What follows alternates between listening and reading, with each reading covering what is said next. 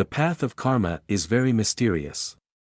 As we begin to understand it, we are often left in awe. Karma brings people together and also drives them apart. The fruits of karma determine what a person achieves in life. One person may thrive and grow strong, while another remains powerless. One may be wealthy while another is poor. How strange it is. The conflicts that occur in this world, the disputes within families, the relationships that arise with neighbors, who are brothers, sisters, mothers, fathers, relatives, companions, friends, and enemies all of these are influenced by karma and are the results of past actions. This is not a logical matter. Once we understand this, external relationships begin to fade, and we embark on an inner journey. The good and bad events that occur in our lives unfold according to our past karma. When our circumstances are favorable, even our enemies act like friends. But when times are tough, even friends can seem like bitter enemies. You may have helped many people, but those whom you have helped may turn against you. When our karma is good, even if we do nothing, help comes our way. The interplay of karma and time is significant. A very old tale tells of a poor Brahmin living in a village. He was a great devotee of the divine but had no work other than performing religious duties. With the little money he earned, he managed to support his family. However, the Brahmin's wife was not satisfied with this arrangement. She repeatedly urged him, "Do something else. It's very difficult to manage the family with just this priesthood, especially since the family is growing." At first, the Brahmin did not pay much attention to his wife's words. He continued as he was. But over time, her constant nagging began to annoy him. Finally, one day, he decided to look for a job elsewhere. He informed his wife of his decision to travel. Upon hearing this, his wife was delighted. As he prepared to leave, she made him 2 delicious salted flatbreads to eat on the way. The Brahmin had not decided where to go. Early in the morning, he set off on the road to the city, which passed through a forest. As he walked, it became midday. He thought that wherever he found water, he would stop there to bathe. Not long after, he spotted a clean lake nearby. The Brahmin decided to rest there and sat under a tree. He was tired from the walk, so after bathing, he lay down and soon fell into a deep sleep. As they were walking by, a sage couple noticed the Brahmin lying under the tree. Upon seeing his pitiful state, the sage's wife felt a surge of compassion. She said to her husband, "Swami, you are very kind-hearted.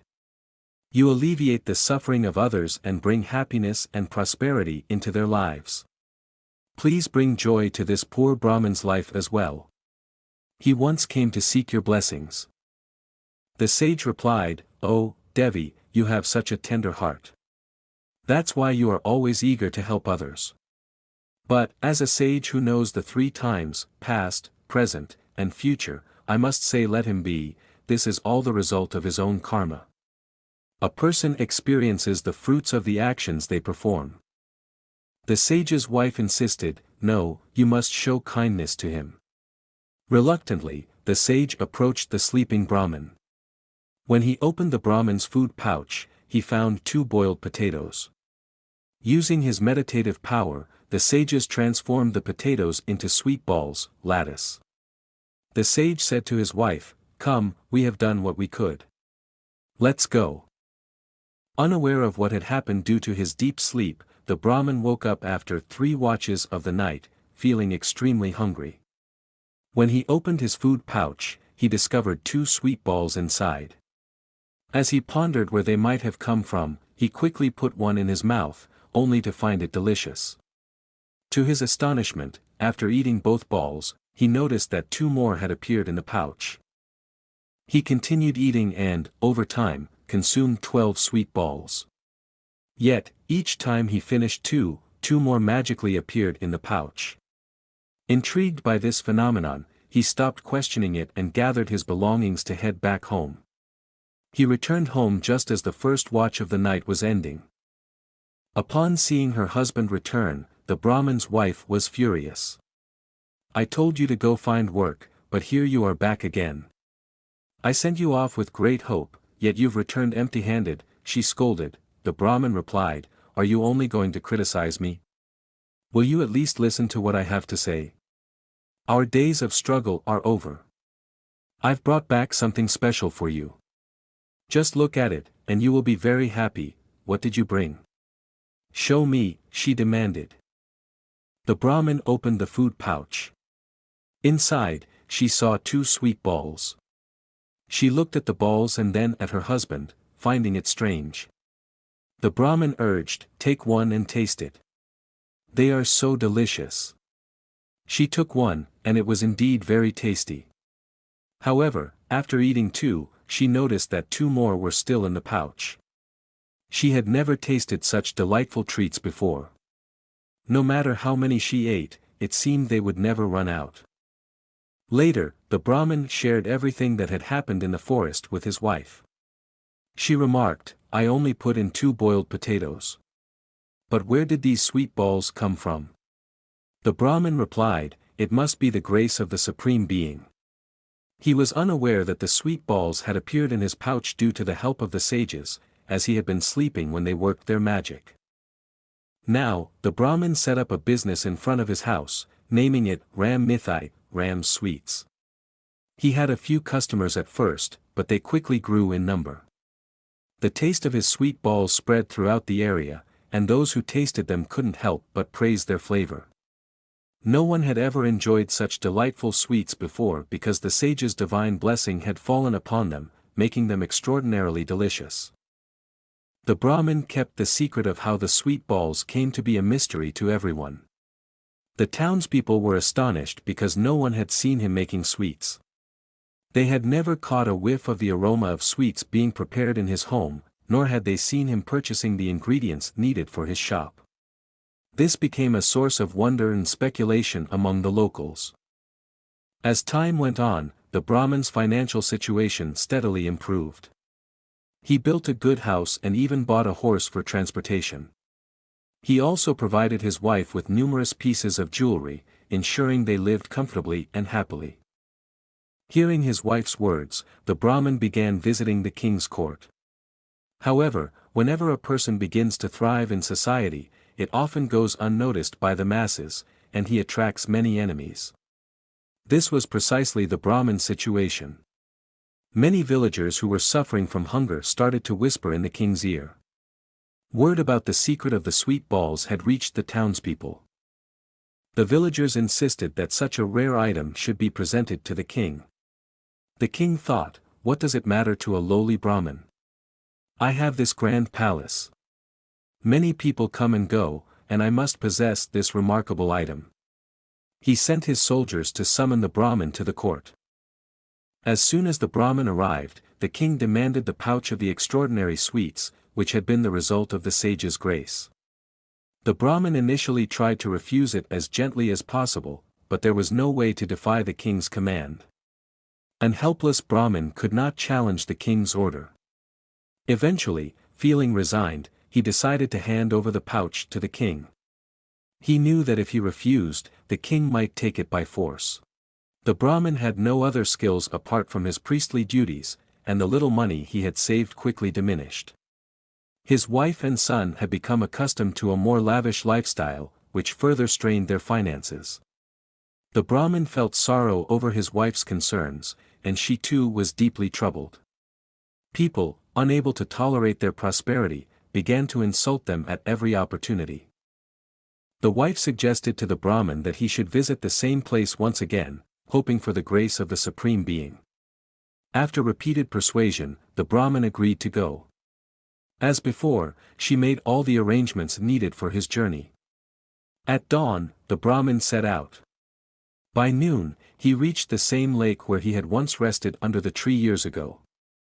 After bathing, he lay down under that same tree and soon fell into a deep sleep due to exhaustion.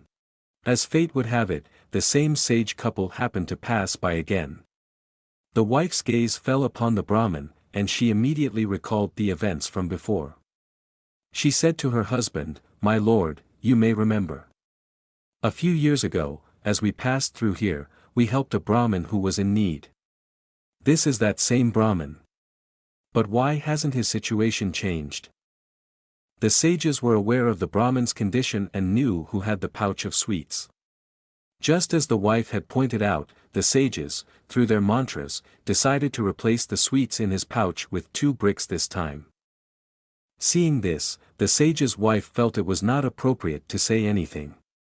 She didn't know how to respond to her husband's actions, but she understood that every deed they performed was meant for the benefit of others. After this, the sage couple continued on their journey, leaving the Brahmin in his slumber. After some time, the Brahmin woke up and opened his pouch. Suddenly, a brick fell and hit him hard on the head. The blow brought tears to his eyes, and he collapsed in a daze. Half an hour later, he regained consciousness. Wondering what had just happened, he was surprised by the brick's impact. The grace of the sages made him smile, but he also felt anger. He noticed that there were still 2 bricks in his pouch. In this act as well, he perceived the play of the Supreme Being. Realizing it was the will of the divine, he decided to head home. His wife, waiting for him, became distressed at the sight of him arriving empty-handed. She thought to herself, he has returned empty-handed. The Brahmin said nothing. He had his meal and quietly went to sleep. The curious wife couldn't help but check the pouch her husband had brought back. As she removed it during the night, a brick flew out and hit her on the head. She screamed in pain and immediately tied her hair back, retreating to bed without saying a word. When they woke up the next morning and saw each other's faces, they both understood what had happened, but neither spoke of it. After a bit of rest, the Brahmin sat down and contemplated the situation. He wondered what the purpose of this strange turn of events could be. He couldn't understand why, instead of sweets, he had received bricks this time. Finally, he decided to take the bricks to a secluded place and, facing away from himself, he opened the pouch. Immediately, the bricks began to fly and fall around him. The Brahmin quickly tied the pouch tightly. There were still 2 bricks inside. Understanding the secret of the Supreme Being's play, he realized how to use them. He understood that the divine purpose was for him to confront the king and reclaim his pouch of sweets. The next day, the Brahmin sent a message to the king, "O king, return to me the pouch of sweets you took from me, it is the sustenance of my life. Along with it, give me half of your kingdom. Otherwise, prepare for battle." The Brahmin's words sounded like a challenge to the king. He ordered 100 soldiers to go and capture the Brahmin. The Brahmin had anticipated this and was already prepared. He was sitting at home with the pouch of bricks before the soldiers arrived. When the soldiers commanded him to come out, he calmly instructed them to go back. However, when their leader attempted to seize him, the Brahmin opened the pouch facing the soldiers. Immediately, the bricks flew out and struck the soldiers, causing chaos. Many of them fainted from the blows. Ultimately, the soldiers could do nothing and returned to inform the king of what had transpired. They reported that they had never seen or heard of such a battle before. Furious, the king sent his general and his army once more to capture the Brahmin. The Brahmin had already devised his next plan. He ascended a high place outside the town and sat down. As the soldiers approached to capture him, he opened the pouch once more. The bricks flew out and struck the soldiers, causing chaos. The soldiers, taken aback by this unexpected weapon, fainted one by one, as they were unarmed against such an assault. Bricks rained down upon them, and the arrows they shot in defense proved ineffective. In agony and fear, the soldiers fled the scene. News of this strange occurrence reached the king. He immediately summoned a council to discuss the situation. The members debated how to confront this challenge, and all agreed that a treaty should be sought. They realized that the king had forcibly taken the Brahmin's pouch, and now divine power was aiding the Brahmin, so seeking peace seemed wise. Eventually, the king sent a peace envoy to the Brahmin. The Brahmin reiterated his original terms: if the king agreed, they could negotiate peace, otherwise, war would be the path. The king, left with no other option, graciously returned the pouch to the Brahmin and granted him half of his kingdom. The Brahmin recognized this as the grace of God, unaware of the assistance the sages had provided. He initiated welfare programs for his people, living happily thereafter. It was the Brahmin's noble character that had drawn the help of the sages. Despite the king's immense wealth, he had wronged the Brahmin, incurring divine wrath. The Brahmin, on the other hand, had cultivated good deeds, earning God's support. The law of karma works in mysterious ways, delivering fruits in due time. It is essential to remember that the seeds we sow dictate the fruits we reap. Today or tomorrow, we must face the consequences of our actions. Therefore, it is vital to think carefully before undertaking any task. Avoid any actions today that may bring suffering upon you tomorrow.